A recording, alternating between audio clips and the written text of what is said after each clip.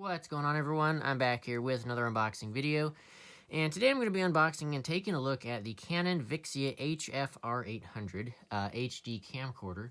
I did pick this up used off of eBay for about $160. Basically, my primary use for this camcorder is going to be in situations where a smartphone isn't going to be really sufficient, primarily in terms of zooming capabilities, such as this camcorder here has the capability of zooming up to 32 times optically, whereas a smartphone cannot do that. So that's basically what this camcorder is going to be used for, primarily for instances where optical zoom is needed.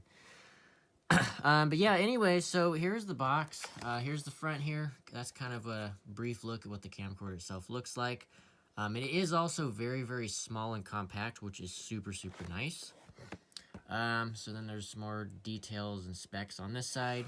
And it should also include all of the original box contents when it was purchased new.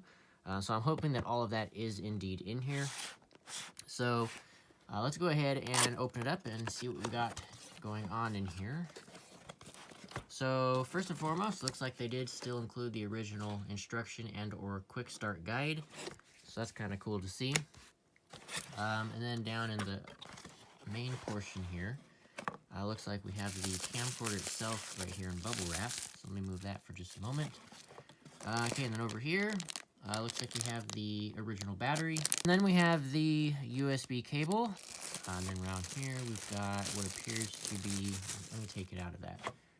Okay, so we have a mini HDMI to standard HDMI. So if you want to output this to an HD TV, or if you want to use this camera via live streaming through a computer, you can do that using this HDMI cable. And lastly, we have the charger. I'm going to take it out of there.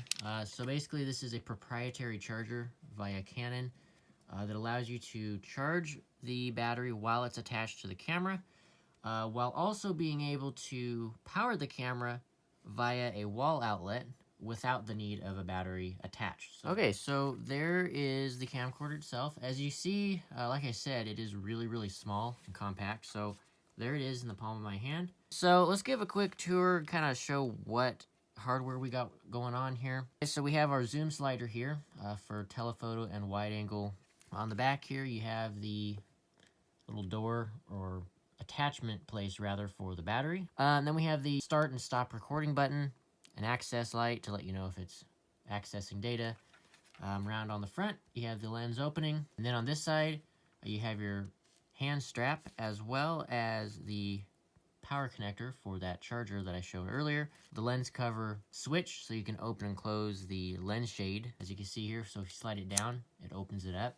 And then if you turn it off, you have to remember to close it again to protect the lens itself. So just keep that in mind. And lastly, on the bottom, we have our tripod connector.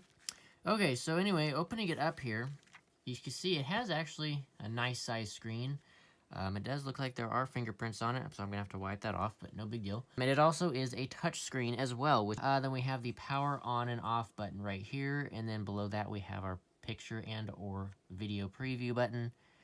Then behind this door is the SD card. Okay, so then down here we have a microphone input and a headphone jack output that also accompanies an AV output if you need to do that as well. And then next to that we have our mini HDMI output and the USB 2.0 port. And then moving back to the front part here, on the lens, it does actually support a filter thread, so you can apply filters to this camcorder if need be.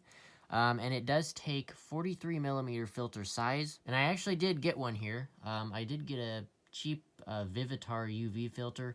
My primary use for this is essentially just to protect the front portion of the lens from dirt and dust primarily, because I am going to be using this camcorder also in very, very dusty and dirty environments where dust and dirt is going to be flying around in the air a lot.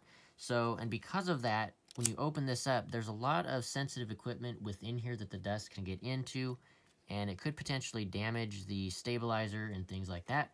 So that is where this filter comes in. So you just screw it on to the front within the filter thread, like so. And then sure enough, right there, dust will no longer be able to get inside of the camera equipment.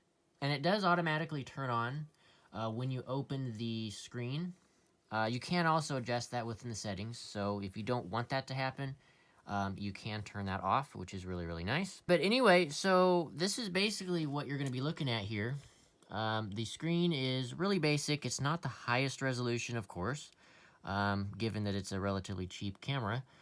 And one thing that's really cool about the batteries on this particular camcorder is the fact that they can have the capability of showing how many minutes of record time you have left in that particular battery pack. That is basically it for this video. I don't want it to get too much longer. It's already long as it is. But yeah, anyway, hope you guys have enjoyed. Make sure to hit that subscribe button down below. It is really greatly appreciated. Hit that thumbs up button as well. That is also really greatly appreciated. And if you guys have any questions or comments or have anything of such, just drop those down in the section below and I'll get back to them as soon as I possibly can. And yeah, with that all being said, once again, hope you guys have enjoyed and I'll see you guys in the next one. Peace out.